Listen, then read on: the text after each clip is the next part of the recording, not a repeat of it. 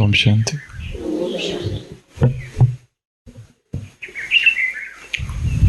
एक कविता है।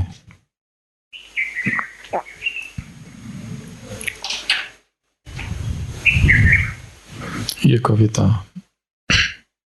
जब हम 9वीं कक्षा में थे तब इंग्लिश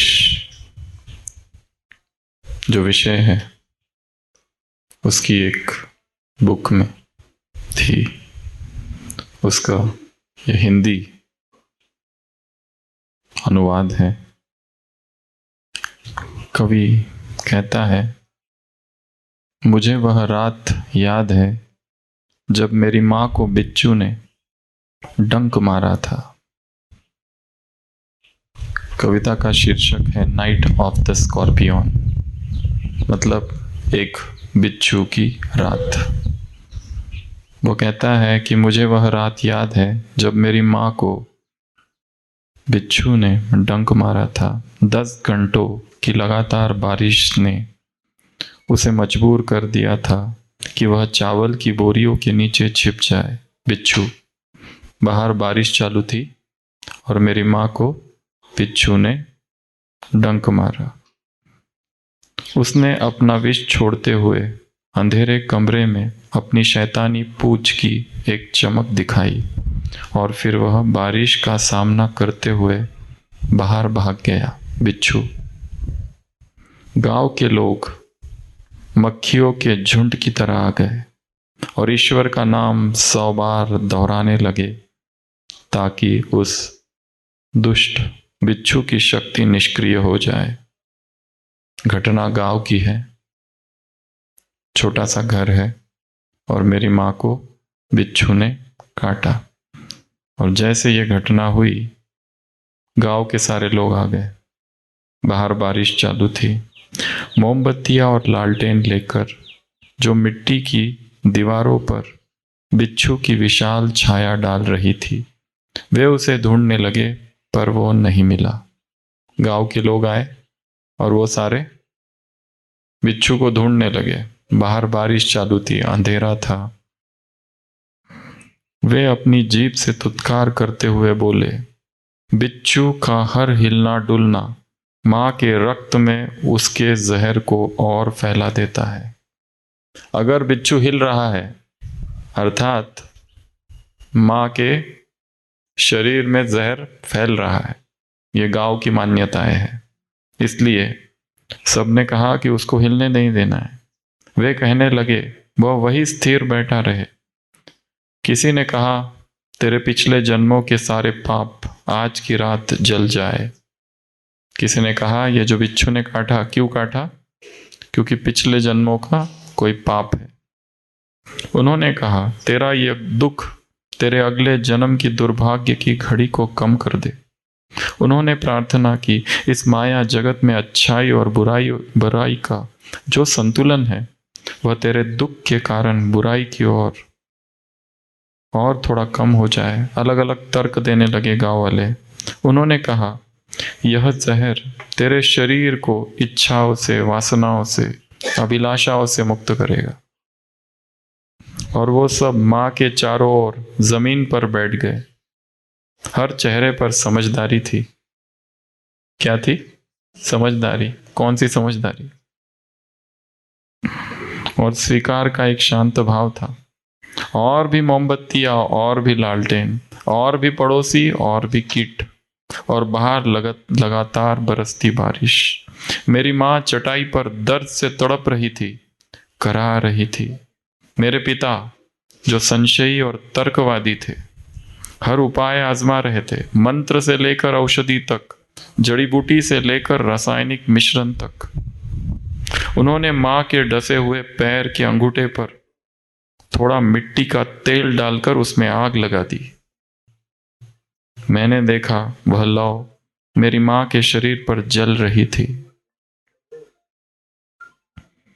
मैंने एक साधु को देखा जो किसी मंत्र से जहर को वश में करने के लिए अपने अनुष्ठान पूरा कर रहा था। वो अपने पिता के बारे में कह रहा है कि मेरे पिता क्या कर रहे थे, अलग अलग अनुष्ठान कर रहे थे। मेरी माँ जमीन पर थी, तड़प रही थी। गांव के लोग अलग अलग तर्क दे रहे थे। फिर मोम डाली और आग लगाई। After 20 hours, it lost its sting. 20 घंटे के बाद उस डंक की पीड़ा समाप्त हो गई। मेरी मां ने बस इतना ही कहा, भगवान का शुक्र है, बिच्छू ने मुझे डंक मारा, मेरे बच्चों को नहीं। ये बड़ी प्रसिद्ध कविता है जिसमें अंधश्रद्धा, गांव के लोग, उनकी भावनाएं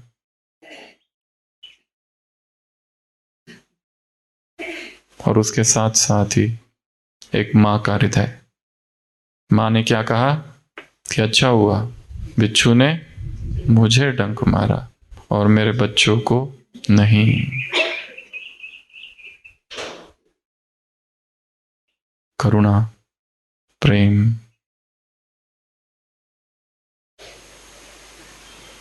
वात्सल्य,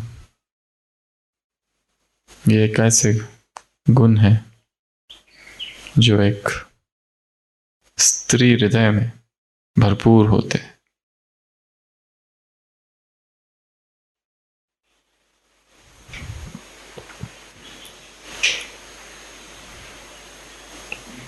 ये कितना सौभाग्य है इस संसार की सभी माताओं का कि भगवान जब धरा पर आया तो उसने उनको चुना, ज्ञान का कलश उनके सिर पर रखा, उनको आगे बढ़ाया। इस समाज ने क्या किया स्त्रियों के साथ, यदि सारे इतिहास को हम देखें तो कितनी सारी घटनाएं हैं जो आप सब जानते हैं। तो ऐसे समाज में आकर उसने सबको ऊंचा उठाया। तो ये हम सबके जीवन का बहुत बड़ा भाग्य है और विशेष आप सबके जीवन का कि भगवान हमें मिल गया।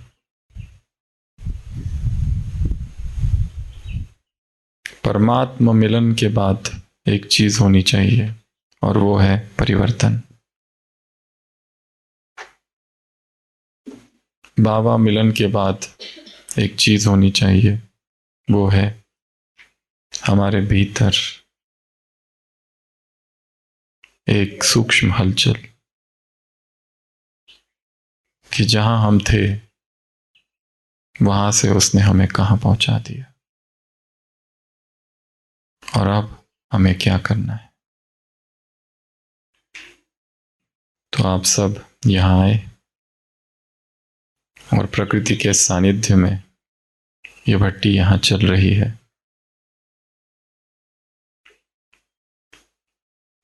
सभी भट्टियों का एक ही लक्ष्य होता है, स्वयं को गहराई से जानना, अपने आप को समझना, काल चक्र को समझना कि जो कुछ हमारे जीवन में चल रहा है वो कैसे चल रहा है, क्या सब कुछ ठीक है। हमने भगवान को पाया पर ऐसा तो नहीं कि उसे पाकर भी वो अनपाया सा है। हमने भगवान से मिलन मनाया पर ऐसा तो नहीं उससे मिलकर भी हम अनमिले से है। तो आत्मचिंतन के लिए बहुत अच्छा अवसर है ये मौन, एकांत, प्रकृति,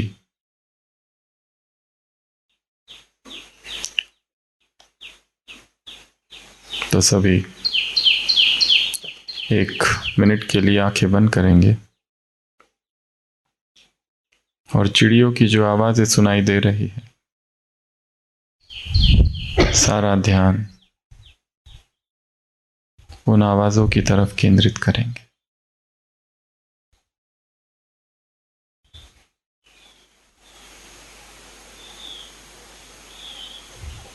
एक भी आवाज छूटने न पाए।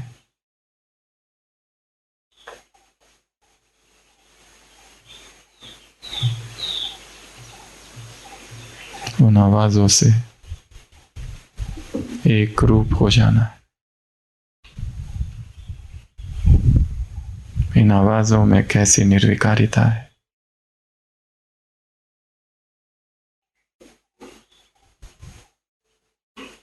आवाजों में कैसा मौन है,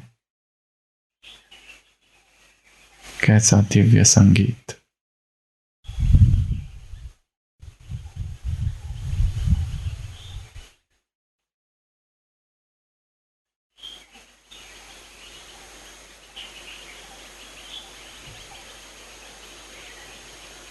मन शांत।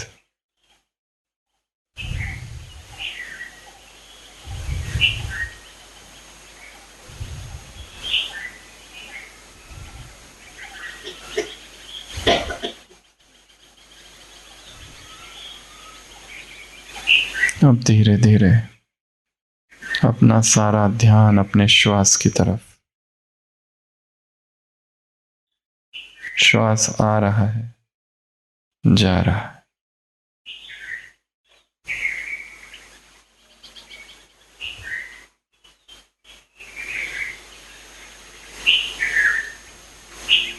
साक्षी होकर अपने श्वास को देखना है।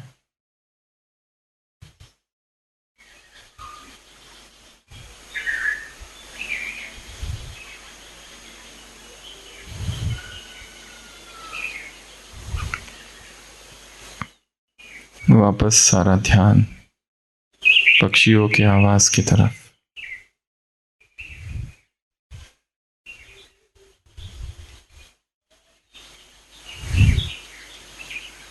फिर से अपना ध्यान श्वास की तरफ।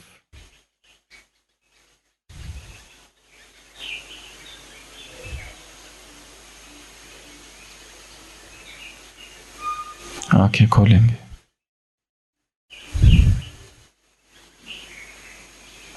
प्रकृति निर्विकार है, मौन है। और जब हम प्रकृति से जुड़ते हैं तो स्वयं से जुड़ते हैं। प्रकृति निर्विकार है, प्रकृति मौन है, और प्रकृति की ये निर्विकारिता हमें उस परम सत्ता की ओर भी ले जाती है जो संपूर्ण निर्विकारिता का सागर है, जो मौन का महासागर है। इसलिए यहां से जाने के बाद एक कार्य जो सबको करना है, वो प्रकृति के साथ क्या करेंगे? जुड़ेंगे। सबको पसंद है प्रकृति,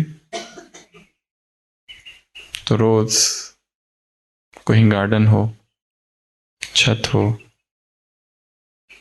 कोई नदी, कोई किनारा, पहाड़, झरना, जहां वायु बहुत शुद्ध है, ऐसे निर्विकार स्थानों पर जाना है।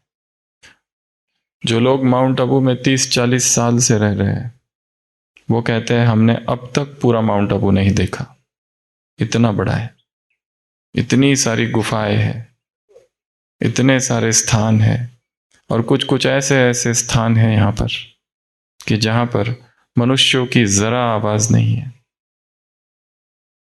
पूर्ण शुद्ध प्रकृति। और ऐसे स्थानों पर जब हम जाते हैं, एक तो शुद्ध हवा, दूसरा मौन, मन अपने आप शांत होने लगता है, स्थिर होने लगता है। ऐसे स्थानों पर जाकर योग करना या मुरली पढ़ना एक अपने आप में सुंदर अनुभव है। तो आप जहां भी रहते हैं, यहां से जाने के बाद रोज कम से कम आधा घंटा या 1 घंटा एकांत में कोई गार्डन है, वहां जाके बैठे। एक है मुरली को पढ़ना बंद कमरे में, एक है चिंतन करना बंद कमरे में, और एक है खुली हवा में। जैसे ही खुली हवा में जाते हमारा चिंतन और मन फैलता है। ऐसे ऐसे बिंदु हमें स्पर्श होते, टच करते हैं, जिनके विषय में हमने सोचा ही नहीं था। तो सब करेंगे रोज टाइम निकाल के। अगर 2 लोग जाते हैं तो मौन में। अध्यात्म की सबसे बड़ी शक्ति बोल नहीं है, भाषण नहीं है, मौन है। तो रोज की दिनचर्या में कुछ समय मौन का निकलना है, साइलेंस। जितना गहरा हमारा मौन होगा उतना शांत हमारा मन होगा। और यदि सुबह से लेकर रात तक हम केवल बोलते ही रहे तो कहीं ना कहीं हमारी ऊर्जा, एनर्जी क्या होती है? वेस्ट होती है। इसलिए मौन का अभ्यास करना है।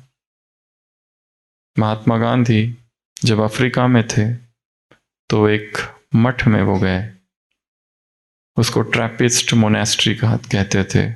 उस आश्रम का ये नियम था कि वहां पर जितने लोग रहते थे वो सभी मौन धारण किए हुए थे। उन्होंने वहां के जो मठाध्यक्ष थे, इंचार्ज, उससे मुलाकात की और पूछा कि आपके आश्रम में एक ऐसा नियम है, यहाँ के निवासी बोलते ही नहीं। उस आश्रम के जो इंचार्ज थे उन्होंने कहा कि ये हमारे आश्रम का नियम है। और उन्होंने कहा मनुष्य जो है इतना उतावला है और वो जितना कुछ बोलता है उसमें से अधिकतर व्यर्थ ही होता है। या जो बोलता है या उसको अतिशयोक्ति करता है, बढ़ा चढ़ाकर बोलता है, या फिर उसको दबाता है, या फिर उसका स्वरूप बदल देता है, कुछ छिपाता है। और यदि हम बोलते ही रहे तो हमारे भीतर एक सूक्ष्म आवाज है, उस आवाज को हम कभी नहीं सुन सकेंगे। इसलिए इस आश्रम का नियम है कि जो भी यहाँ आता है और जब तक यहाँ रहता है उसे मौन का पालन करना होता है। एक है मौन और दूसरा एक मौन है आर्य मौन। आर्य मौन अर्थात संपूर्ण मौन, जिसमें यहां तक हम आंखों से भी संवाद नहीं करते दूसरों से, नजर नीचे। तो तीसरा एक धारणा जो है, जो अपने जीवन में लानी है, वो है नजर नीचे। जितनी हमारी आंखें सब कुछ देखती रहती है, क्या करती है? उसका इंटरप्रिटेशन करती है। किसी बहन को देखा, किसी भाई को देखा, ये ऐसा है, ये वैसा है, इसके साथ हमारा ये अनुभव है, सब गणित चालू हो जाता है। हाँ, ऐसा भी नहीं कि हम आंखें बंद करके चले या कोई हमें विश करे तो हम ना करें, पर जितना हो सके ये अभ्यास नजर नीचे, इसको कहते हैं डाउन कास्ट आइज। जितनी हमारी आंखें खुली और हम देखते रहते हैं चीजों को, व्यक्तियों को, वस्तुओं को, हमारा मन सोचने लगता है, हमारी ऊर्जा बहती है आंखों से। हम लोगों ने यह अभ्यास बहुत किया है, नक्की देखा है ना सबने। तो शाम के समय हम देखते हैं कुछ कुछ मधुबन के भाई हैं, हमेशा उनको देखा है, उनकी नजर नीचे रहती है। पूरा राउंड लगाते हैं, वहां सारे टूरिस्ट घूमते रहते हैं, लोग घूमते रहते हैं। यदि हम सबको देखते रहे तो सारी एनर्जी जाती है। इसलिए पहला रूल प्रकृति का सानिध्य, दूसरा मौन, और तीसरा नजर नीचे। इसका अभ्यास करना एक दिन में तो नहीं आता है, धीरे धीरे। और जैसे आप लोगों ने यहां भट्टी की, वहां जाकर अपनी भट्टी लगानी है, इंडिविजुअल, व्यक्तिगत। जिस भी वातावरण में है वहीं पर, और उसका विषय किसी को नहीं बताना है, उसको गुप्त रखना है कि ये मेरी कैसी भट्टी है, अकेले की भट्टी है। ये कैसी थी, सार्वजनिक, सब थे, वहां जाने के बाद अकेले की।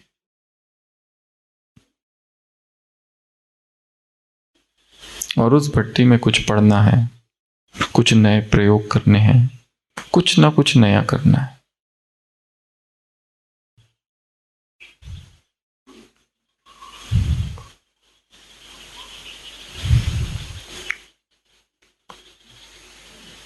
यदि जीवन में नवीनता नहीं तो क्या हो जाता है, बोर हो जाते, वही वही मुरली, वही वही सेंटर, वही वही सब कुछ। इसलिए कुछ तो नया करना है, कोई नई सेवा करनी है। जैसे हॉस्पिटल में कई लोग आते हैं, चुपचाप सबको फल देकर चले जाते, वो ये नहीं बताते वो कौन थे। पेशेंट को हम पूछते हैं फल कहाँ से आया, वो कहते हैं कोई आया देकर चला गया। किसने दिया पता नहीं, चुपचाप, कोई नाम नहीं, कुछ नहीं।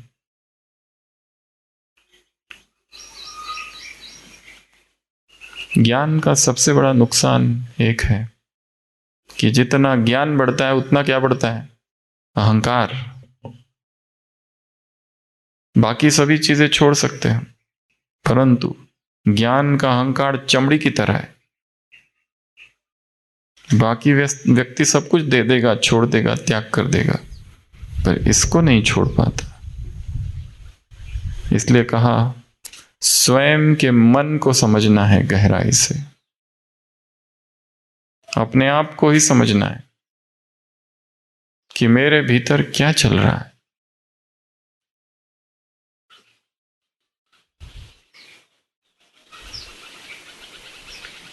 यदि हमारा बोलना ही हमारे डिस्टरबेंस का कारण है तो उसको कुछ दिन के लिए क्या करना है, रोकना है, कम कर देना है।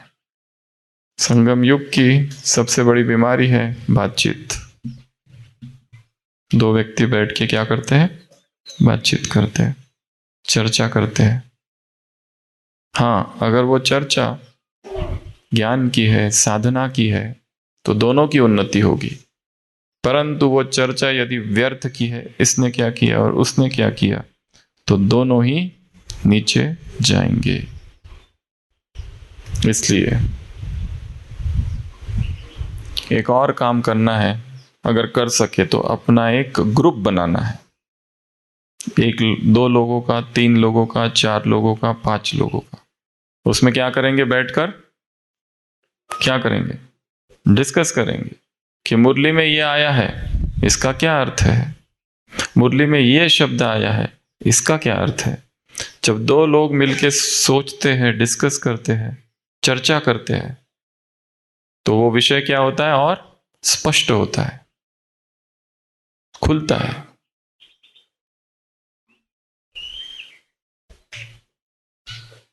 कर सकते हैं ये,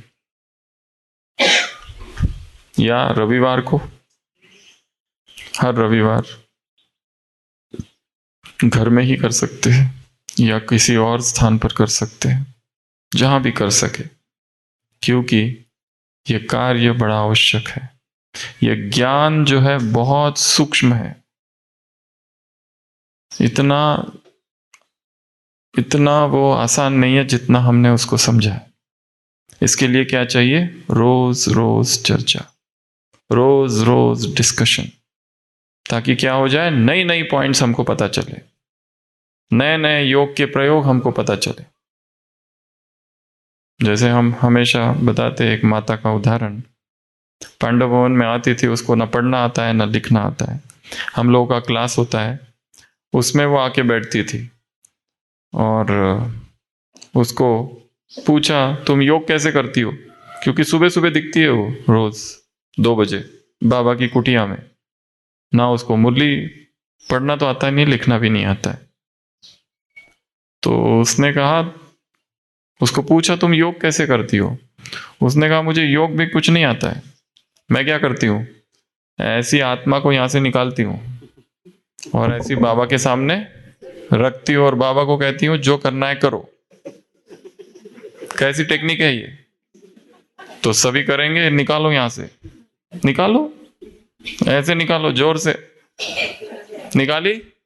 अब सामने रखो, बाबा को बोलो बाबा इसके साथ तुमको जो करना है वो कर लो। बोल दिया। तो ये कैसा योग है? जबरदस्त है कि नहीं? भगवान क्या देखता है? प्रार्थनाएं देखता है। भगवान क्या देखता है? जैसे किताबों में लिखी है वैसी कमेंट्री की, यह सब नहीं देखता है। वो क्या देखता है? भाव को देखता है, भावना को देखता है, हृदय को देखता है। कितनी सच्चाई है किसमें? शब्दों को नहीं देखता है, शब्द कितने स्पष्ट है, उच्चारण कैसे है, यह सब उसे नहीं चाहिए। उसको क्या चाहिए? भाव, भावनाएं, हृदय, निर्मल मन उसको चाहिए।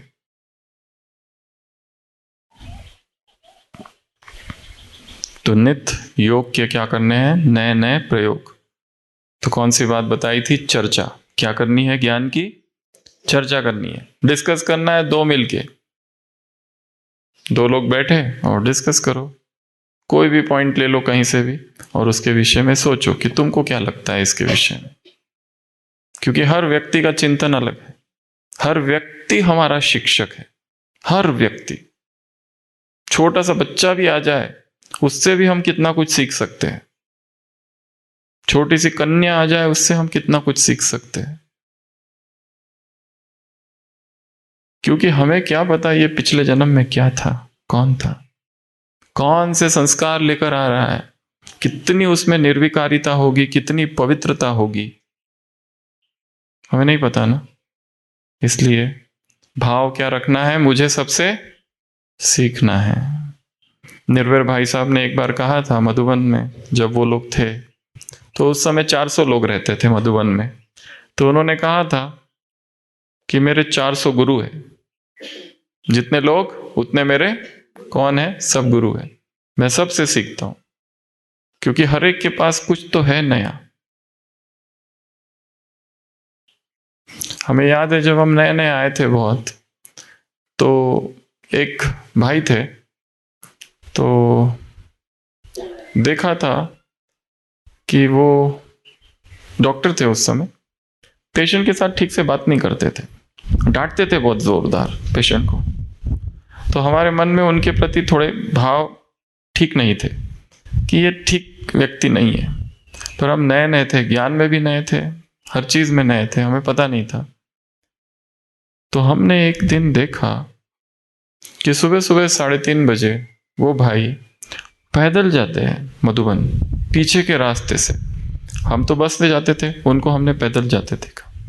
3 बजे, 3 से भी, 3:30 से भी पहले, बस 3:30 बजे जाती है वहां से, वो उससे भी पहले जाते थे और हर दिन नियमित जाते थे, एक दिन भी मिस नहीं। तो एकदम मुझे लगा कि मैं इनके बारे में ऐसा क्यों सोच रहा था।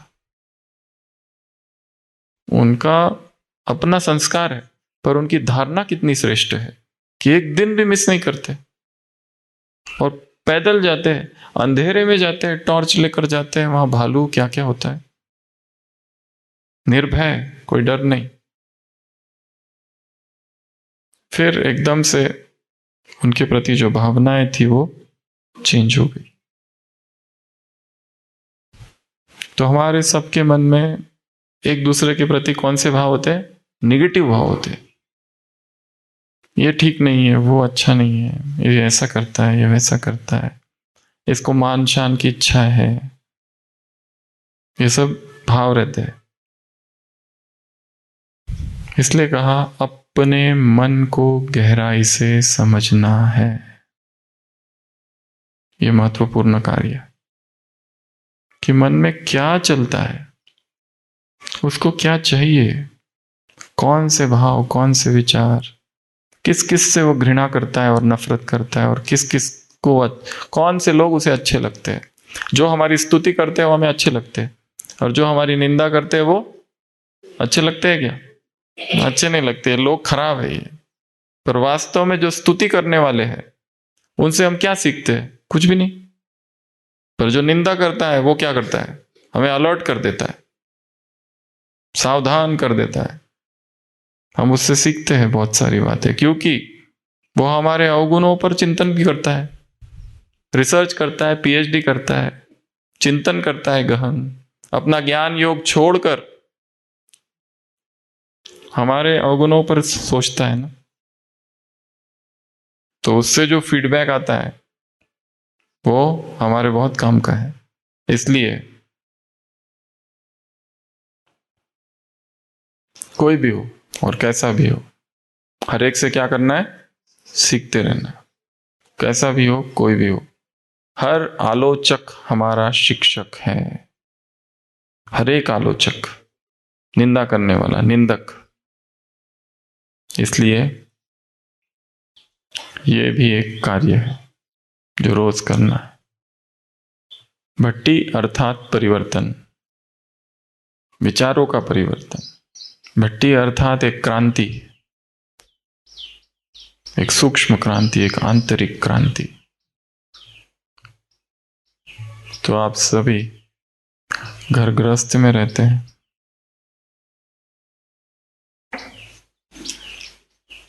वहां रहकर पुरुषार्थ करते हैं, सब कुछ संभालते हुए।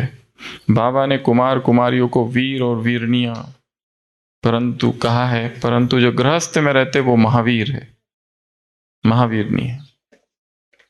हमारी ये माता आ रही है, ये हॉस्पिटल में किशोर भाई की सेवा में थी। इनकी डायरी आज हमने देखी सुबह। जबरदस्त पुरुषार्थी है ये माता, पूरा लिखती रहती है, मैं मास्टर सर्वशक्तिवान हूं, मैं विश्व कल्याणकारी हूं। डायरी लाई है क्या माता जी? पूरी डायरी भर देती है, बैठे बैठे लिखना जारी। तो लिखना ये एक और पुरुषार्थ है। सब लिख सकते हैं, कौन कौन नहीं लिख सकता? न लिखने वाले कौन कौन है? एक दो और दो लोग, दो लोग हैं। और कौन है जो लिख नहीं सकते? ब्रह्मा बाबा के लिए एक कहानी बताते हैं कि एक बार यज्ञ में दाल बहुत कम थी, तो बोर्ड पर लिख दिया गया था कि सबको एक ही बार दाल लेनी है। बोर्ड पर लिखा था कि दाल एक ही बार लेनी है। तो एक माता आ गई वापस दाल लेने के लिए। तो बाबा ने कहा उसको, क्या तुमने पढ़ा नहीं बोर्ड पर क्या है? वो कहे मुझे पढ़ना ही नहीं आता है। तो बाबा ने कहा कोई बात नहीं, ले लो। केरला की एक माता है, उसकी उम्र है 99। अभी अभी उसने पढ़ना सीखा है और उसको 98 मार्क मिले। तो पढ़ाई की कोई उम्र नहीं है। जिनको लिखना नहीं आता है वो लिखना सीखना है अपने पोतों से, या गुजराती में। तो लिखना एक बहुत बड़ा पुरुषार्थ है। और लिखना भी कैसे? सुलेख, सुंदर अक्षरों में। जब हम लिखते हैं तो लिखना क्या है? एक ध्यान है, एक मेडिटेशन है, योग है वो भी एक। और इन हाथों ने बड़े पाप किए हैं, किए है कि नहीं? बहुत किए है। तो ये विकर्म कैसे विनाश होंगे? लिखकर। सुमान लिखो, पॉइंट्स लिखो, चिंतन लिखो, अचानक जो टच होता है वो लिखो। तो रोज कम से कम एक पेज लिखना है। लिखेंगे सभी? पूरी मुरली लिख सकते हैं, कुछ कुछ मेन पॉइंट्स। या जैसे माता है, इनकी डायरी बाद में दिखा देना सबको। हमारे हॉस्पिटल में एक माता जी एडमिट थी, इधर ही लोकल भक्त है। उनके पास इतना बड़ा एक रजिस्टर है लाल रंग का, वो जैसे वो बही खाता होता है ना, उसमें ऐसे कॉलम्स, एक एक कॉलम में राम राम राम राम राम राम राम राम राम राम। इतनी बड़ी बुक्स वो उसकी, एकदम बारीक बारीक अक्षरों में। तो हमने कहा ये क्या करते हो? बोलते यही तो है जो करना है जीवन में, यही कमाई है, बाकी तो सब व्यर्थ है। लिखती रहती है बस। खांसी के लिए एडमिट थी 5-6 दिन, पर जब भी देखो वो लिख रही है राम राम राम। तो लिखते रहना है, और लिखना धीरे धीरे क्या करना है, उसको मेडिटेशन बना देना है, योग बना देना है। एक ऐसी अवस्था कि लिखते लिखते ही हम जैसे बाबा से जुड़ जाए। धीरे धीरे लिखना है, आराम से लिखना है। कैलीग्राफी होती है, कैलीग्राफिक स्टाइल, सुंदर अक्षरों में धीरे धीरे। जैसे हम अपने अक्षरों पर काम करते हैं, हम अपने अंतर मन को बदलते हैं। एक ग्राफोलॉजी होती है। एक मुंबई में एक मैडम है जो हमारे काफी संपर्क में है, वो ग्राफोलॉजिस्ट है। आप उसको किसी का भी सिग्नेचर दिखा दो, वो उस व्यक्ति का आदि मध्य अंत बता देती है। उसमें से साइन बता दो या हैंडराइटिंग दिखा दो। जैसे 2 अक्षर लिख रहा है कोई व्यक्ति और 2 अक्षरों में अंतर ज्यादा है, अर्थात उसके जीवन में बड़ा अकेलापन है, बहुत सारी चीजें हैं। उसने कुछ कुछ जो आतंकवादी है उनके हस्ताक्षरों को देखा था। जैसे ई लिखा जाता है अंग्रेजी में, जो पूरा ऐसा क्रॉस करके ई लिखते हैं, मतलब हिंसक भावना है मन में। एक एक अक्षर व्यक्ति कैसा लिखता है, उससे उसके चरित्र का पता चलता है। और यदि हम इसको बदल दे तो स्वभाव को भी बदल सकते हैं। ये एक उसकी पॉजिटिव फैक्टर है। टी कैसा लिखता है व्यक्ति, टी होता है ना अंग्रेजी में, पता है ना, टी, स्मॉल टी। ऊपर की जो दंडी है वो कितना कॉन्फिडेंटली व्यक्ति डालता है, उससे उसका चरित्र का पता चलता है। स्वामी विवेकानंद की हैंडराइटिंग का एनालिसिस किया गया। वो जो टी होता है ऊपर है, बीच में नहीं है, ऊपर 30%, 80% में ऊपर, वहां जिनका होता है they are highly confident people. Stroke कहां दिया जा रहा है, आर का स्ट्रोक कैसा दिया जा रहा है, ए का स्ट्रोक कैसा दिया जा रहा है, एक एक अक्षर से एक एक व्यक्ति का व्यक्तित्व का पता चलता है। इसलिए इसमें तो हम नहीं जाएंगे, पर सबको काम क्या करना है, रोज लिखना है। क्या लिखेंगे, मुरली की पॉइंट्स लिखो, मीठे बच्चे, प्रश्न उत्तर, धारणा के लिए सार, 1-2, वरदान ऊपर का, और स्लोगन। इतना लिख सकते हैं, रोज लिखना है। एक अच्छी डायरी बनानी है, कलर पेन्स का यूज करना है। हम कौन है, सभी स्टूडेंट है ना, विद्यार्थी। तो हमारे पास क्या होना चाहिए, pen, paper, diary, rubber, sketch pen, सब कुछ होना चाहिए। अव्यक्त मूल्यों की पूरी किताबें रखी हो, उसको हम पढ़ते रहे, ताकि मन इधर उधर ना भटके। ये काम करना है। तो लिखना, ये भी क्या है, एक महत्वपूर्ण कार्य है। जैसे सुनना वैसे ही लिखना, ठीक है। और जब भी क्लास में जाओ या कोई भी क्लास में बैठो तो डायरी पेन चाहिए, नोट्स बनाते रहना, चाहे कोई भी क्लास करा रहा हो, क्योंकि हमारे मन में कुछ तो एक ऐसा वो बताएगा जो हमें नया हो, कुछ तो हमें टच, एक तो पॉइंट होगी जो मुझे बिल्कुल पता नहीं है, उसको क्या करना है, नोट करके रखना है। तो हर एक के पास क्या होनी चाहिए, एक डायरी, एक पेन, पेंसिल, स्केच पेन, लिखते रहना है पॉइंट्स। तो एक पुरुषार्थ क्या है, लिखना। हम सोच के आए थे कि माँ के बारे में कुछ कहेंगे, क्योंकि सारी माता है यहाँ। तो इस ज्ञान में भी बहुत सारी माँ है। सबसे पहली माँ है आत्मा।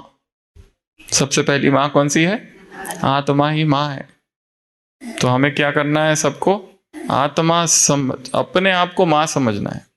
पर किसकी, किसकी माँ, स्वयं की, किसकी माँ, सारे विश्व की माँ। मातृत्व धारण करना है। माँ बनना तो बहुत आसान है, शरीर से शरीरों को जन्म देना आसान है, पर मातृत्व जो है उसका संबंध मां बनने से नहीं है। वो एक भाव है, एक भावना है, सारे जगत की मां, अखिल संसार की मां।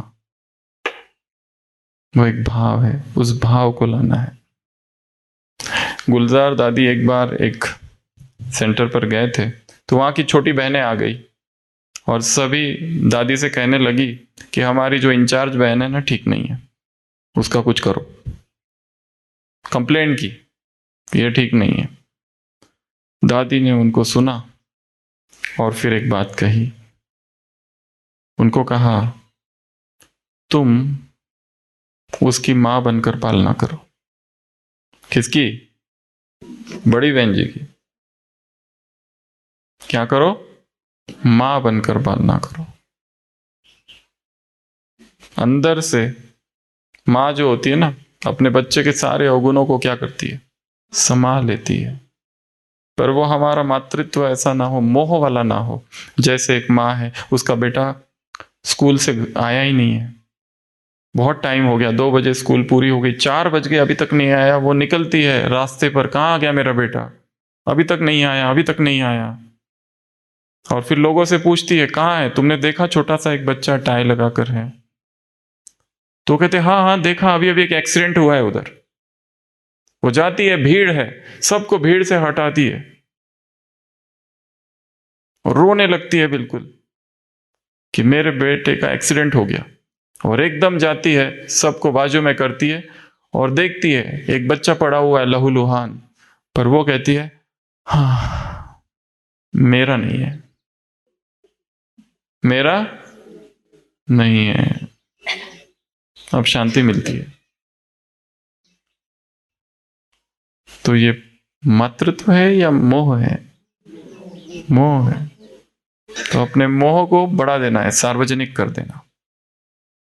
सब हमारे, मैं इस जगत की मां हूं, मुझे सबकी मां बनकर पालना करनी है, चाहे कोई भी हो। तो ये कितना अच्छा सम्मान है। इसमें विकार नहीं आएंगे,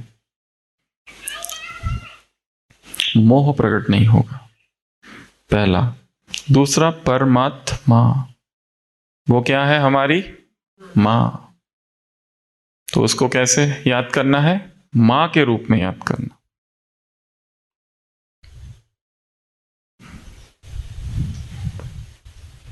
श्री रामकृष्ण परमहंस थे, सुना होगा, बंगाल में।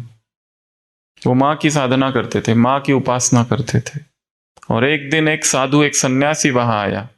वो सन्यासी था, वो ये सब नहीं मानता था, भक्ति, अवतार, वो ब्रह्म को मानने वाला। वो देखता है रामकृष्ण परमहंस को और कहता है, अरे अरे अरे, ये क्या कर रहे हो तुम? ये तुम गलत मार्ग पर हो, ये भक्ति से कुछ नहीं होगा, साधना करनी पड़ेगी, ब्रह्म की साधना। उसके लिए ये सब कुछ काम का नहीं है, तो मैं तुम्हें अभी सन्यास में दीक्षित करता हूं। तो रामकृष्ण कहते हैं, ठीक है, मैं पहले मां से पूछ के आता हूं। उनको लगता है इसकी मां होगी कोई, तो वो मंदिर में जाते हैं और मां से पूछ के आते हैं और कहते हैं, हाँ मां ने हाँ कहा है। तो कौन सी मां है तुम्हारी? वो कहते, काली मां। उनको हंसी आती है, कहते ठीक है, ओके। 3 दिन उसको बिठाते हैं, एक उसको लेके जाते हैं कुटिया में और उसको कहते हैं, यहां पर ध्यान रखो कि मैं ब्रह्म हूं। तो वो बैठते हैं ध्यान करने, पर उनको मां दिखाई देती है, काली मां। वो तोतापुरी कहता है, फिर से बैठो। वो कहता है, मैं क्या करूं, मुझे बार बार मां ही दिखाई देती है। वो कहता है, उस मां को हटाना पड़ेगा तुमको। तो वो एक कांच का टुकड़ा लेता है और यहां निशान करता है ऐसे, कहते हैं अब ध्यान में बैठो। तो वो जो बैठते हैं ध्यान में, तो 3 दिन वहीं दिन रात। वो तोतापुरी सोचता है, ये तो निर्विकल्प समाधि की अवस्था है, इस अवस्था को पाने के लिए मुझे 40 साल लगे, इनको 3 दिन में प्राप्त हो गई। और जब वो 3 दिन के बाद वापस आते हैं, तो ये तोतापुरी उनके भक्त बन जाते हैं बाद में। वो कहते हैं, मुझे विश्वास नहीं है, मुझे विश्वास नहीं है मां पर धीरे धीरे विश्वास हो जाता है। तो वो जो भक्ति थी, कौन सी भक्ति थी? वो वात्सल्य भक्ति। इसको क्या कहते हैं? वात्सल्य। परमात्मा कौन है? मेरी माँ है। एक सेंटर पर एक माता जी थी, तो उसको सब्जी काट रही थी और अचानक चाकू लग गया, तो जोर से चिल्लाई, मम्मी। तो सेंटर की दीदी ने कहा, आप इतने पुराने हो कि अपने मम्मी को याद करते हो? वो कहते, मैं तो शिव बाबा को मम्मी करके बुला रही थी। किसको बुला रही थी? शिव बाबा। तो युक्ति अच्छी है ना? कौन सी मम्मी को बुला रही थी अब उसको ही पता है। तो बाबा को क्या करना है? अपनी मम्मी बनाना है। ठीक है, कि मुझे ये चाहिए, मुझे संपूर्ण पवित्रता चाहिए, संपूर्ण ब्रह्मचर्य चाहिए, ऐसी स्थिर अवस्था चाहिए, तो उसको देना पड़ेगा। तो दूसरी माँ कौन है? परमात्मा। तीसरी माँ ब्रह्मा। ब्रह्मा भी कौन है? माँ ही है ना।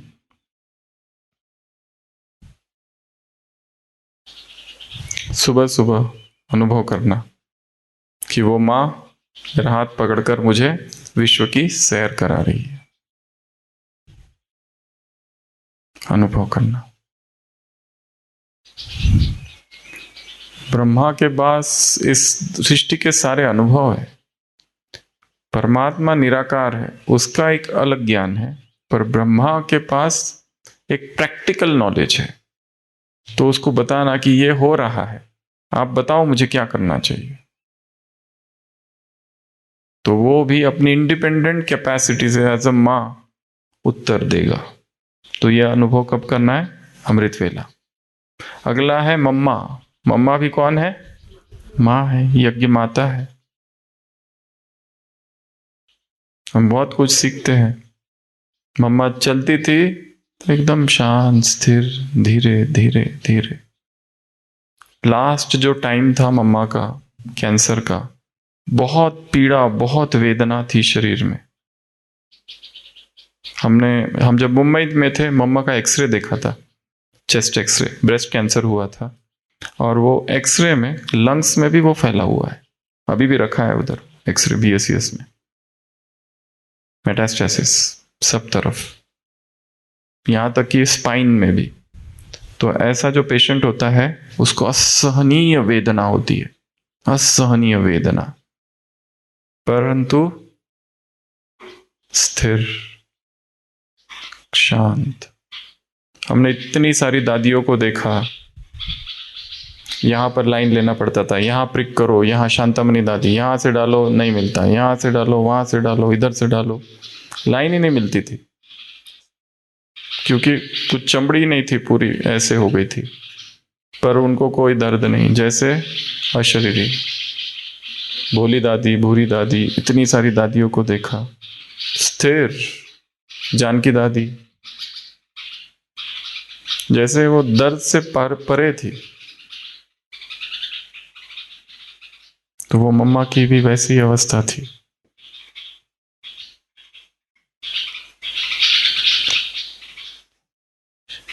दर्द को सहन करने की शक्ति को बढ़ाना है। हम देखते हैं 2 पेशेंट आते हैं, एक ही बीमारी है, पर एक बहुत घबराता है, डरता है, दूसरा बिल्कुल नहीं, एकदम स्थिर, एकदम शांत।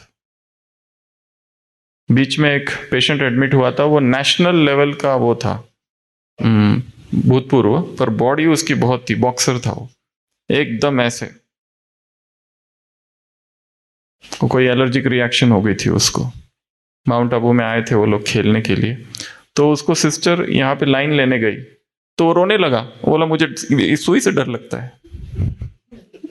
ऐसे बॉडी बिल्डर था वो, 6 पैक्स। स्टार्टेड क्राइंग, उसको रोने लगा, बोला ये मैं नहीं देख, ये नहीं कर सकता मैं ऐसा, बाकी गोली दे दो, ये नहीं लगाना है, इतना डर। तो तितिक्षा कहते हैं इसको हिंदी में, संस्कृत में सहना, दर्द को सहना। और ये हमारे मन के ऊपर है। अगर हमें प्रैक्टिस है, संकल्प है कि मुझे कुछ नहीं होगा, तो कुछ नहीं होगा।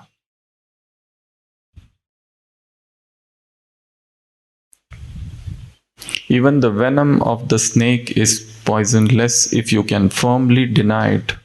स्वामी विवेकानंद ने कहा है, यदि आपको सांप ने काटा पर आपने मन में संकल्प किया कि मुझे कुछ नहीं होगा, तो उसका जहर प्रभावहीन रहेगा, कुछ नहीं होगा। नहीं तो लोग तो पहले ही डर जाते हैं।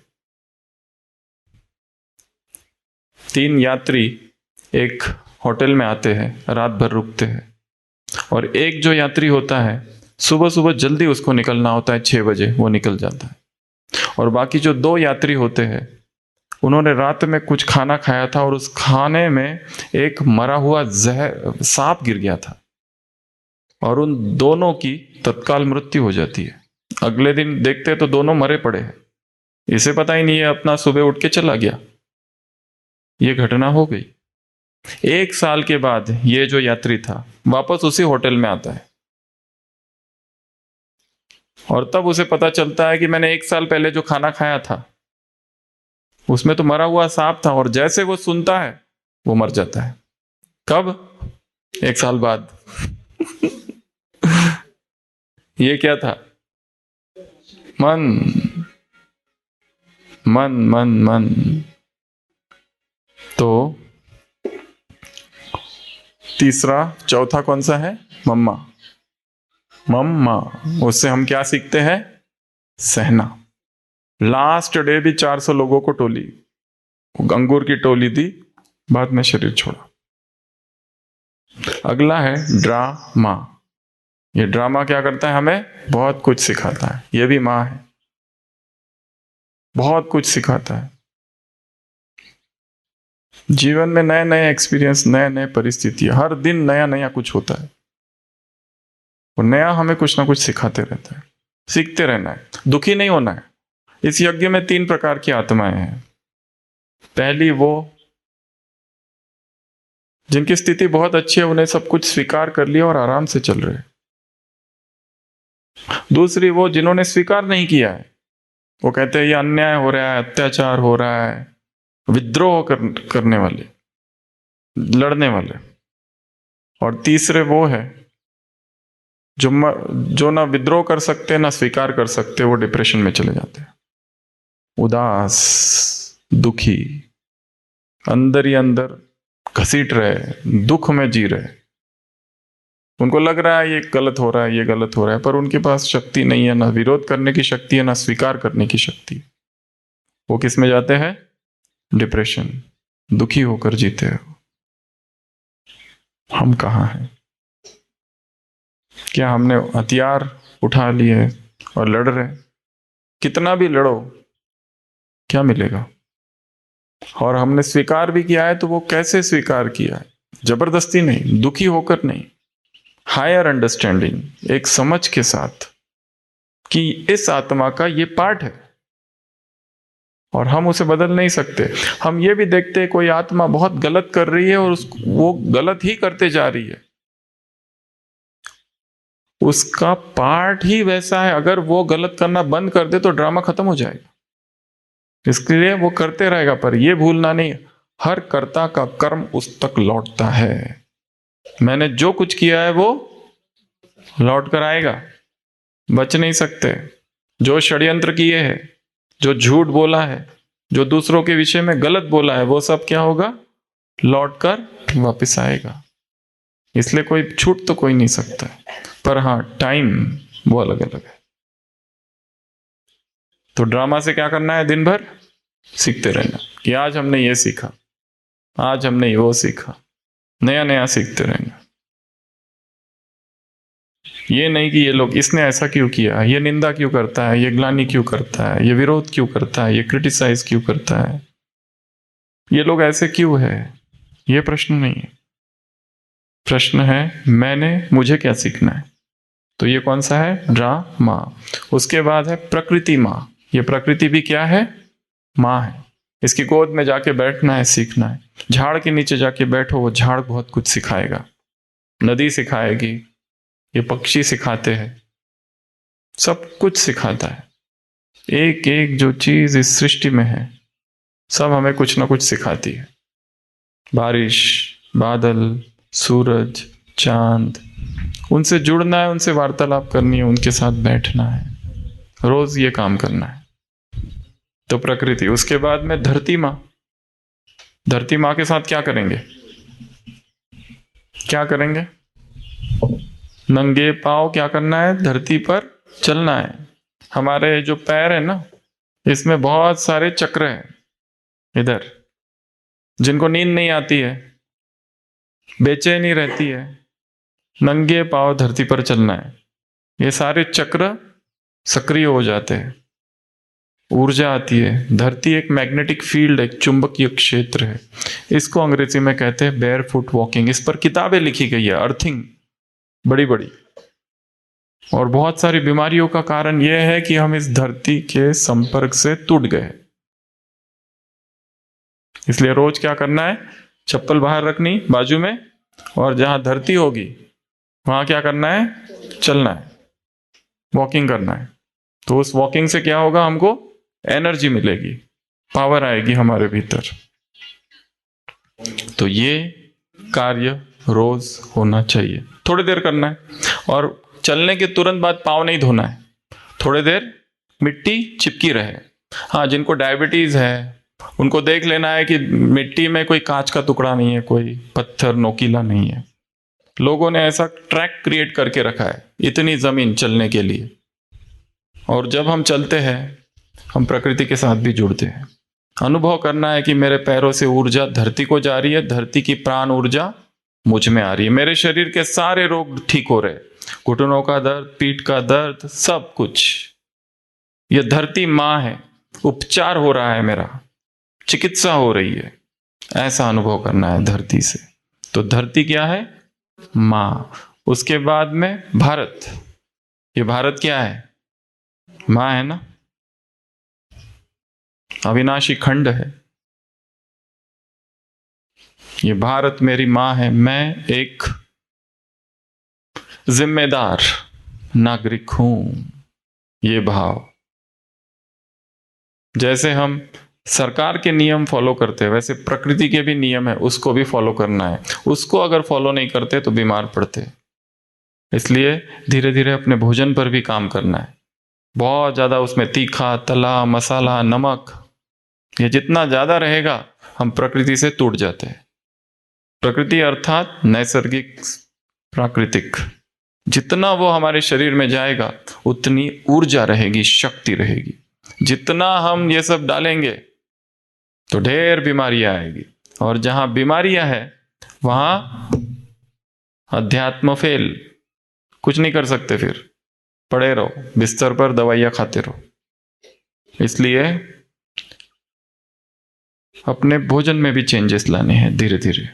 और तीसरा है ईश्वरीय नियम मर्यादाएं। उनका भी उल्लंघन करे तो दुख होगा।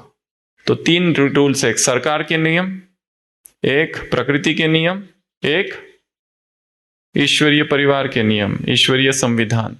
तीनों रूल्स को अगर तोड़े, केवल एक ही है कि सरकार के अगर नियम तोड़ते हैं तुरंत दंड मिलता है, प्रकृति के नियम तोड़ते तो बीमारी थोड़े समय के बाद आती है, और ईश्वरीय नियम तोड़ते हैं तो धीरे धीरे अवस्था गिरने लगती है, अमृत वेला मिस होने लगेगा, बेचैनी होने लगेगी, स्थिति गिर जाएगी कि मैं कुछ करूं। लोगों की प्रसिद्धि, लोगों की प्रशंसा की भूख अंदर जगेगी। ये सब अंदर चालू हो जाएगा, हलचल की अवस्था आएगी, अर्थात अंदर से स्थिति गिर चुकी है। ये भी दंड है। तो हम बात कर रहे थे भारत की। तो भारत क्या है? हमारी मां है, एक रिस्पॉन्सिबल सिटीजन। उस दिन भी हम कह रहे थे, लाल बहादुर शास्त्री थे, दिसंबर 56 में वो रेल मंत्री थे। केरला में, तमिलनाडु में एक रेल की दुर्घटना होगी जिसमें 150 लोगों की मृत्यु हो गई। उन्होंने रेजिग्नेशन दे दिया, इस्तीफा दे दिया। सबने कहा इसमें आपकी कोई भूल नहीं है, आपकी क्या चूक। वो चाहते तो एक संगठन बना सकते थे, एक कमेटी बना सकते थे, एसआईटी, और फिर जांच हो सकती थी कहां भूल हुई, किसकी भूल हुई। उन्होंने कहा ना, सारी जिम्मेदारी किसकी है? मेरी, और रेजिग्नेशन दे दिया। एक गोल्ड स्टैंडर्ड सेटअप किया, एक कीर्तिमान स्थापित किया, जिसका उदाहरण आज भी दिया जाता है। देश के लिए प्रेम, जिस मिट्टी में हमने जन्म लिया उस मिट्टी के प्रति प्रेम, यह हमारा कर्तव्य है। इसलिए भारत भी क्या है, हमारी मां है। इसलिए यहां पर यदि कुछ हो रहा है, यदि हम कुछ कर सकते हैं तो करें। कविता है दिनकर जी की, समर शेष है, युद्ध अभी शेष है, नहीं पाप का भागी केवल व्याध, जो तटस्थ है समय लिखेगा उनके भी अपराध। केवल जो अत्याचार कर रहा है, केवल वो पाप का भागी नहीं है। जो तनाशाह है, जो शिकारी है, जो हंटर है, केवल वो पापी नहीं है। जो तटस्थ खड़े हैं, जो चुपचाप खड़े और अत्याचार को देख रहे, समय लिखेगा उनके भी अपराध, वो भी अपराधी है। तो इस भारत के लिए, इस देश के लिए भी हमारे मन में क्या हो, अतीव प्रेम। दिखाया है इतिहास में, चाणक्य का एक ही स्वप्न था, अखंड भारत। क्या था स्वप्न? भारत एक हो जाए, 16 जनपदों में बटा हुआ भारत एक हो जाए फिर से उस समय। तो जरूर ये आत्मा भी देवकुल की ही आत्मा होगी, जिसके मन में ये भाव उत्पन्न हुआ। जितने फ्रीडम फाइटर्स है इस देश के लिए लड़ने वाले, वो सब कौन थे इतिहास में? कौन थे? कौन थे? हम। हो सकता है इन्हीं माताओं में से कोई रानी लक्ष्मीबाई यहां बैठी है। कौन है जरा देख लेना, दीदी बता देंगे। कोई ना कोई अहिल्या भाई होलकर, कोई सावित्री बाई फुले, इधर ही है ये सारे। क्योंकि ये सब लोग कौन थे? इन्हें देश के लिए प्रेम था। तो ये देश के लिए प्रेम केवल देवकुल की आत्माओं के लिए हो सकता था, क्योंकि ये सतयुग की आत्माएं हैं जो उसी भारत में जन्मी थी। और पुनर्जन्म लेते लेते जिन जिन जन्मों में वो थी, देश के लिए प्रेम था। देव, देश और धर्म, इन तीन के लिए। देव की अर्थात भगवान, धर्म के लिए और देश के लिए, इन तीनों के लिए जिनको भी प्रेम है इतिहास में, वो सब आत्माएं इसी देवकुल की थी और यहां प्रकट हुई है, सबके सब। तो हमने कितनी बातें देखी? सबसे पहले आत्मा, दूसरा परमात्मा, तीसरा ब्रह्मा, चौथा मम मां, उसके बाद में ड्रा मां, उसके बाद में प्रकृति मां, उसके बाद में धरती मां, और आठवां भारत मां। 8 माएँ हो गई। बाकी आप निकालना होमवर्क। बहुत सारी माएँ हैं। ये ईश्वरीय परिवार भी माँ है, ये ज्ञान भी माँ है, गीता भी माँ है, बहुत सारी है। तो अभ्यास करना है, अलग अलग नवीनता लानी है, चिंतन की भी नवीनता लानी है। वही वही वही वही वही वही वही वही वही वही नहीं, कुछ तो नया। इसके लिए क्या कहा? सबसे पहले बात बताई, रोज प्रकृति में थोड़ी देर जाना है। दूसरी बात बताई थी, मौन का अभ्यास करना है। तीसरा और क्या बताया था? लिखना, रोज थोड़ा सा लिखना, 1 पेज लिखो, आधा पेज लिखो, कुछ तो लिखो, पर लिखना आवश्यक है। फिर धरती पर नंगे पांव चलना, थोड़ी देर धरती से बात करना, पूछना, उससे वार्तालाप करना, नए नए प्रयोग करना, योग के प्रयोग करना। और एक काम, दादियों की ढेर सारी क्लासेस है पुरानी यज्ञ इतिहास की, रोज एक क्लास सुननी है। और केवल सुनना नहीं है, क्या करना है? उसको नोट्स बनाने हैं उसके। जैसे सुन रहे, पॉज करो उसको, फिर थोड़ा सा लिखो। वो कैसे चलाना वो तो आता है ना मोबाइल सबको, कि नहीं? तो मोबाइल तो है, पर पांडव वन में सुबह मेडिटेशन हॉल में मोबाइल ऐसा बजता है मेडिटेशन के समय कि पहले तो वो माता को ये नहीं पता रहता है मोबाइल मेरा बज रहा है, फिर लोग उसको बताते हैं कि तुम्हारा मोबाइल बज रहा है। फिर उसके बाद में आधा टाइम तो किस खाने में मोबाइल रखा है पर्स के, उस खोलने में जाता है। फिर निकालने के बाद कौन सा बटन दबाना है अब उसको पता नहीं, तब तक चालू रहता है, शिव की याद रहेगी तब, शिव की याद रहेगी तब, नॉन स्टॉप बजते रहता है जोर से। अगर फोन उठाया तो हेलो करते हुए जोर जोर से बाहर, ये प्रोसीजर है रोज की। तो बेटे ने मोबाइल तो दे दिया, पर पूरे एप्लीकेशंस कैसे चलाना वो उसको पता नहीं। तो क्लास तो सुनती है कि मोबाइल में सब लोग कि नहीं? चलो ठीक है, उतना तो आता होगा, आता है ना? हाँ, बस उतना सीख लेना। तो उसमें सुनते समय क्या लिखना है? पॉइंट्स निकालने हैं थोड़े। अच्छा ये अच्छा लग रहा है, अच्छा ये अच्छा लगना है, और सबसे सीखना है, सबसे सीखना है। सब अच्छे हैं, मुझसे सब अच्छे। अभी हम लास्ट में एक एक्टिविटी करेंगे, ठीक है? तो उस एक्टिविटी के लिए ये जितनी माता है सब इधर आ जाओ, इधर इधर इधर सारी आ जाओ। सुखदेव भाई आप इधर आ जाओ। इनको एक लाइन से खड़े करना है इधर। उधर की भी कुछ माताएं आ सकती है, आधी माताएं, सब नहीं आएगी, एक लाइन से बाहर या इधर ही कर लेते हैं। माइक तो उधर लेके जाना, उधर जाओ, उधर जाओ, उधर उधर उधर उधर उधर उधर उधर। हाँ, एक के पीछे एक, एक के पीछे एक आ जाओ सब। इधर इधर इधर इधर, जिनको सुनाई देता है ना वो आना।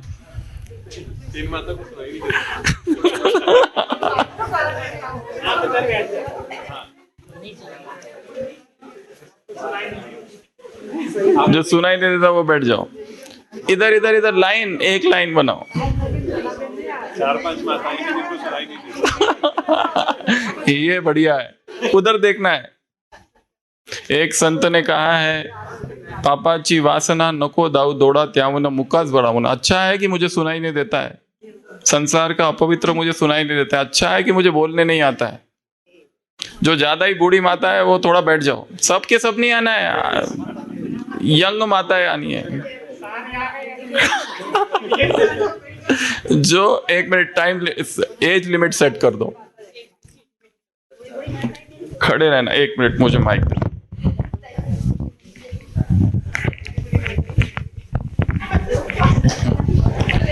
इधर आ जाओ, आप इधर खड़े रह जाओ। इनके पीछे एक आ जाओ। नहीं, जो थोड़े यंग है वो आ जाओ। इनके पीछे आप आ जाओ। उनके पीछे आप हट जाओ, वहां से पीछे चले जाओ, एकदम पीछे जाओ। इनके पीछे पीछे जाओ, पीछे पीछे पीछे, इनके पीछे। बस इतना ही। और थोड़े 2-3 ले लो, 2-3 माता और आ जाओ, ठीक है? एक लाइन से खड़े हो जाओ। ये हाँ, एक लाइन में आप सबसे पहले आ जाओ, एकदम पीछे, स्ट्रेट लाइन, स्ट्रेट पीछे जाओ, पीछे। इतना अंतर रखो, थोड़ा अंतर। समझ में आ गया ना? हाँ, और पीछे जाओ, और पीछे। हाँ, ये वायर इधर ले लो। हाँ अभी ठीक है। बाकी लोग इधर, नहीं बाकी इतने नहीं, इतने 3-4 निकल जाओ, इधर आ जाओ। आपको वापस एक चांस देंगे। हाँ इधर आ जाओ, एक ही लाइन चाहिए बस। 3 माताएं हट जाओ वहां से, पीछे वाली 3 निकल जाओ। हाँ, तो अभी एक एक्टिविटी करेंगे, इसमें बहुत अच्छा एक राज समाया हुआ है। जो बातें हमारे कानों में आती है दुनिया की, ठीक है ना, वो कितनी सत्य है। जैसे पहले एक्टिविटी करते हैं फिर बताएंगे। तो ये सब लोग देख रहे हैं, अभी सभी माताएं जो है अबाउट टर्न उधर देखेंगे, पीछे आप छोड़ के, आप इधर ही देखेंगे, ठीक है? एक एक्शन जो है सुखदेव भाई इनको सिखाएंगे। सुखदेव भाई आप इनको सिखाना, एकदम सिंपल एक्शन, और वो एक्शन आप इनको सिखाएंगे, ठीक है? आप सब आंखें बंद कर लो, आंखें बंद कर लो सब लोग। और आप जो ऑडियंस है वो देखो अच्छे से। आप क्या देखेंगे, ये भाई जो है एक एक्टिविटी, एक एक्शन इनको सिखाएंगे, और ये बहन इनको सिखाएंगी, ये बहन इनको सिखाएंगे, सब एक एक को सिखाएंगे। उस एक्शन का क्या होता है वो देखना है हमको। तो आप अच्छे से देख लो, आंखें बंद, स्टार्ट।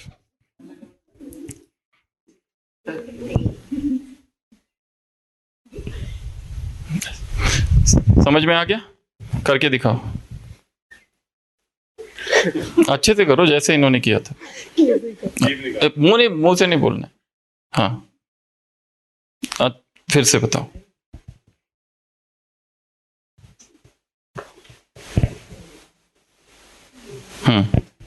सबने देख लिया?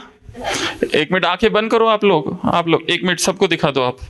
आप सबको दिखा दो। इधर इधर इधर, उनको नहीं। अरे आप नहीं, आंखें बंद करनी है, आंखें बंद ही रखेंगे।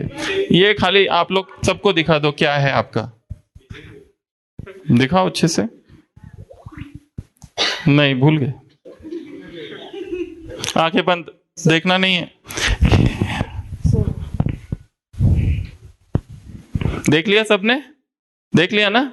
चलो बहन जी इधर देखो। आप इनको सिखाओ, ठीक है? मुड़ जाओ। आप अब ये वाला इनको सिखाना है। इधर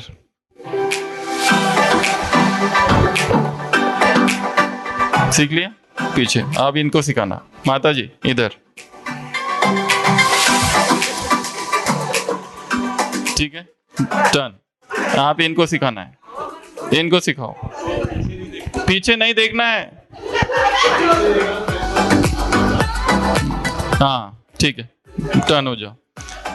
माता जी इधर, ये जो 1 मिनट अच्छे से देखो। ठीक है, टर्न। इधर आ जाओ। बहन जी इधर, ये क्या सीखते? हाँ, टर्न। ये माइक ये दे दो। माता जी ये देखो क्या करती है, ठीक है? टर्न हो जाओ। इधर इधर, बहन जी, माता जी इधर इधर देखो। इधर अब जो करा है वो इनको सिखाओ। ये माइक इधर, इधर। बहन जी, माता जी इधर इधर। ये मुझे थोड़ा ये दे दो वायर। ठीक है, इधर इनको सिखाओ। इधर इधर,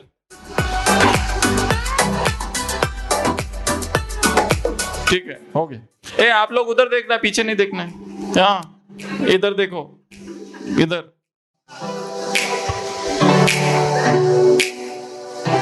हो गया। इधर सिखाओ। ये देखो क्या कह रहे हैं। इधर आओ। सीख लिया? हाँ इधर आओ। इन सबको दिखाओ करके क्या सीखा आपने।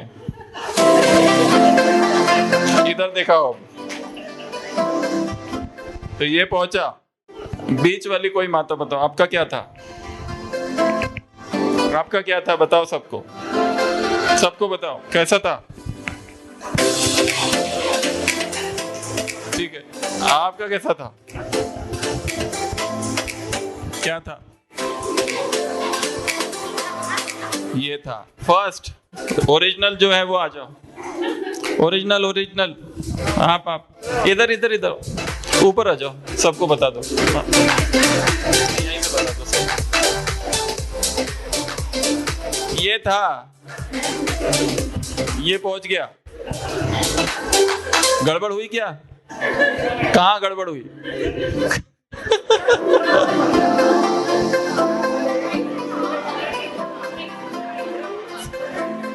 तो ये तो पूरा ये कहीं ना कहीं गड़बड़ हो गई। सभी बैठ जाओ, बैठ जाओ, बैठ जाओ। अभी जो बचे हुए हैं वो आ जाओ। जल्दी आओ, जल्दी जल्दी जल्दी जल्दी, फास्ट, जल्दी आओ। जो बचे हुए हैं वो आ जाओ। ऐसी लाइन लगानी है, जल्दी, फास्ट। 5 मिनट में पूरा हो जाना चाहिए। जिनका हो गया चलो बैठ जाओ। जिनका हो गया बैठ जाओ। कौन बचा हुआ है? भाई लोग किधर है? भाई भी है क्या कोई? सेंटर वाले नहीं है? इधर वाले कौन? जिनका नहीं हुआ है वो आओ। कौन नहीं थे वो आ जाओ। जल्दी आओ। इधर इधर पीछे पीछे आ जाओ माते। हाँ इनके पीछे पीछे, एक के पीछे एक, एक के पीछे एक। लग गए सारे? जिनका नहीं हुआ है वो आ जाओ, चलो जल्दी जल्दी जल्दी, फास्ट, जल्दी, टाइम 7 मिनट जल्दी आ जाओ। हो गया? ठीक है, सब पीछे देखो, उधर देखेंगे। शांत शांत, पीछे देखो सभी, पीछे देख लिया? हाँ ठीक है, अब बाकी लोग बैठ जाओ, जो पहले वाले थे वो बैठ जाओ। हो गए सारे? ठीक है, थोड़ा आगे आ जाओ, और थोड़ा आप पीछे सरक जाओ, थोड़ा पीछे, थोड़ा सा पीछे, थोड़ा सा पीछे। हाँ, तो अभी हम आपको बहुत सिंपल चीज सिखाएंगे, वो ध्यान से सीख लेना है, और वही आपको ठीक है इनको सिखाओ, आप नहीं देखना, आप नहीं देखना है। हाँ ठीक है, टर्न, इधर सिखाओ इनको। हाँ ठीक है, इधर इधर इधर माते, इनको सिखाओ। ए, आपने देखना है। हो गया हो गया, आपको नहीं देखना है, देखेंगे तो गेम से आउट हो जाएंगे। आपको भी नहीं देखना है, इनको सबको सामने दिखना है। हाँ करो, ये तो गरबा चालू हो गया। पीछे पीछे हो गया, पीछे देखो। हाँ टर्न, माता इधर इधर, अरे इधर इधर, इनको सिखाओ। हाँ ठीक है ठीक है, इनको सिखाओ, इधर।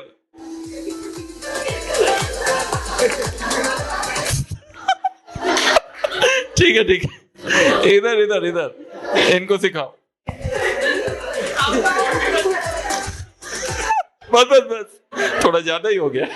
इधर आप, इधर, ओ माते, इधर इधर घूमो, इनको करके बताओ, करो इधर।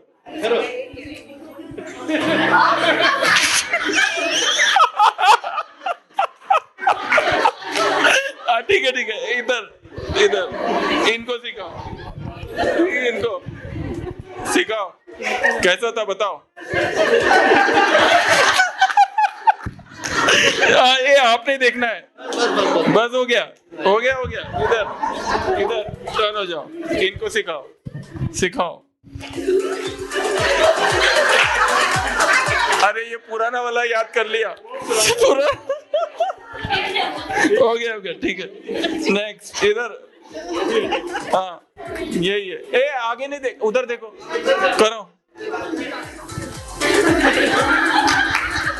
हो गया, ठीक है ठीक है ठीक है, नेक्स्ट नेक्स्ट, इधर टर्न। हाँ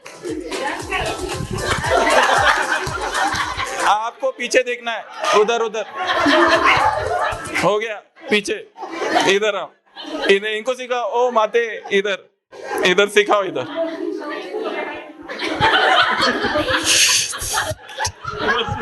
बस बस बस, इधर इनको सिखाओ। ठीक, इधर इधर इधर। हाँ ये सीखो क्या है। ये तो एक से बढ़कर एक निकले। इधर आओ। हाँ इधर आओ, हो गया, आ जाओ, इधर आओ। सबको बताओ क्या था आपका, कैसा था, करके दिखाओ। आपका कैसे था, इधर आओ, करके बताओ सबको। इधर आपका क्या था, सबको बताओ। आपका क्या था, कैसा था, करके बताओ। ओरिजिनल, इधर आ जाओ। ये था फाइनल, ये सब लोग देख लो, ये था। मारना 2 बार और गाड़ी चलाना, ये था। वो क्या पहुंच गया वहां तक। तो यही हुआ है। तो सभी बैठ जाएंगे। तो दूसरों की जो बातें हमारे जीवन में आती है, कानों में, आवाज नहीं करेंगे। दूसरों की जो बातें हम सुनते हैं, सभी शांत शांत शांत शांत। शांत शांत। दूसरों की जो बातें हमारे कानों में आती है वो ऐसी ही होती है, ओरिजिनल क्या होती है और क्या बन जाती है, ठीक है। इसलिए बाबा क्या कहते हैं, सुनी सुनाई बातों पर विश्वास नहीं करना है। द्वापर से क्या हुआ, यही होगा, वो द्वापर की शुरुआत, वो द्वापर का एंड। ये शास्त्र क्या थे और क्या बन गए, वो एक्शन ऐसी थी, वहां जाके गरबा बन गया डांस।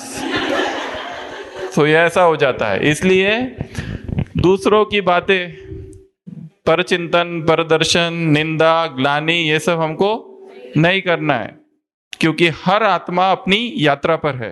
इसलिए हमें किसी के विषय में कुछ भी पता नहीं है। हम कौन है उनके विषय में कुछ बोलने वाले, बोल सकते हैं। लास्ट में एक मंदिर का पुजारी है, वो सो रहा होता है, ठीक है। तो एक पक्षी का पंख उसके मुंह में आके ऊपर गिरता है, पक्षी का। तो अपने घर पे जाता है और अपनी पत्नी को बताता है कि मैं जब मंदिर में सो रहा था, पक्षी का पंख मेरे मुंह पर गिरा, पर तुम ये बात किसी को बताना नहीं। परंतु शाम तक उसकी पत्नी के पेट में दर्द होने लगता है, तो वो जाती है पड़ोसी के पास और वो कहती है, मेरा जब पति सो रहा था तो उसके चेहरे पर पक्षी का एक पंख गिरा, पर तुम ये बात किसी को बताना नहीं। तो वो जो पड़ोसी होती है, उसका पति आता है शाम को, वो कहती है, हमारे जो पड़ोसी है ना, वो जब मंदिर में सो रहे थे तो एक पूरा पक्षी उसके मुंह पर आकर गिरा, पर ये बात तुम किसी को बताना नहीं। वो पति जब अपने ऑफिस में जाता है तो अपने दोस्तों से कहता है कि हमारे जो पड़ोसी है, जब सो रहे थे मंदिर में, तो एक पक्षी उनके मुंह में आया और उन्होंने पक्षी को खाया भी थोड़ा सा, पर ये बात तुम किसी को बताना नहीं। वो लोग अपने घर पर जाते हैं, अपनी पत्नियों को बताते हैं कि पड़ोसी जब सो रहा था तो वो मंदिर में बैठ के पक्षी खाता है। फिर और आगे बड़ी बात, और गांव में ये फैल गया है कि हमारे मंदिर का जो पुजारी है, अलग अलग प्रकार के पक्षी खाता है, रोज नए नए पक्षी खाता है। आखिरकार उस पुजारी को उस गांव को छोड़कर जाना पड़ा। अब ये कैसे इस बात को प्रूव करे कि ये गलत है, क्योंकि ये फैल गई। यदि हम किसी की निंदा करने की निमित्त बनते हैं तो इसको क्या कहेंगे, कितना बड़ा पाप है ये, कितना बड़ा बोझ हमारे ऊपर है। इसलिए अगर ये एक पॉइंट इस भट्टी से हम ले जाए कि मुझे किसी की भी ग्लानि, निंदा नहीं करनी है, तो ये भट्टी सफल, ये जीवन भी सफल, ये सबसे बड़ा काम है। क्योंकि जैसे ही कोई हमारे विषय में कुछ बोलते हैं, हम उसके विषय में कुछ बोलते हैं, होता है ना ऐसा। तो देखा ना क्या हो गया, वहां क्या था और वहां क्या बन गया, कुछ के कुछ हो गया ना आंखों के सामने अभी अभी। तो जो इतने लोगों ने सुन के बातें हमारे पास आ रही है, उसमें कितना सत्य है, तो वो सब भी क्या है, झूठ। तो हमें पता नहीं है, इसलिए ये काम नहीं करना है। तो इस गेम को कहा जाता है चाइनीज विस्पर। ये अलग अलग तरीके से खेला जाता है, हमने एक सिंपल तरीके से यहाँ खेला, पर उसका सार यही है, ठीक है। अच्छा, ओम शांति। तो लास्ट में हम 2 मिनट योग में बैठेंगे बाबा की याद में। सभी स्थिर, एकाग्र। सोचो बीच में एक अग्नि कुंड है और हम सब इस अग्नि कुंड के इर्द गिर्द बैठे हुए हैं और अपने जीवन की जितनी कमियां, कमजोरियां, परेशानियां, दुख, नकारात्मकता, निगेटिविटी, दर्द, चिंता, भय, सब कुछ क्या करना है, इस यज्ञ कुंड में, अग्नि कुंड में स्वाहा करना है। तो सभी मन से ये अनुभव करेंगे। ओम शांति।